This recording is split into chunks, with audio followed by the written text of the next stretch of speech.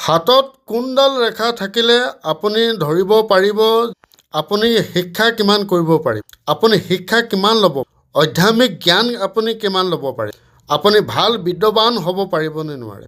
তাৰ কাৰণে কোনডাল ৰেখা থাকে, তাৰ কাৰণে কোনটো গ্ৰহ থাকিলে উপযুক্ত, তাৰ বিষয়ে জানিম। তাৰ আগে মোৰ চেনেলটো ছাবস্ক্ৰাইব কৰক, লাইক কৰক, শ্বেয়াৰ কৰক, এটা খুব সুন্দৰ কমেণ্ট এটা লিখিব। তো তাৰ বিষয়ে এই অংশটো, এই স্থানটোৰ পৰা যদি কোনোবা এডাল ৰেখা যদি দেখা পায়, মধ্যমা আঙুলি আৰু অনামিকা আঙুলি, এই স্থানটো, এই পজিশ্যনটো, এই মাজৰ অংশডোখৰত যদি কোনো মতে যদি কোনোবা ৰেখা দেখা পোৱা যায়, তেন্তে আপুনি জানিব এইডালেই হৈছে শিক্ষা ৰেখা। তাৰ লগতে বৃহস্পতি পৰ্বতটো আপোনালোকে গুৰুত্ব দিব যে এই বৃহস্পতি পৰ্বতটো ওখ হৈ আছেনে নাই।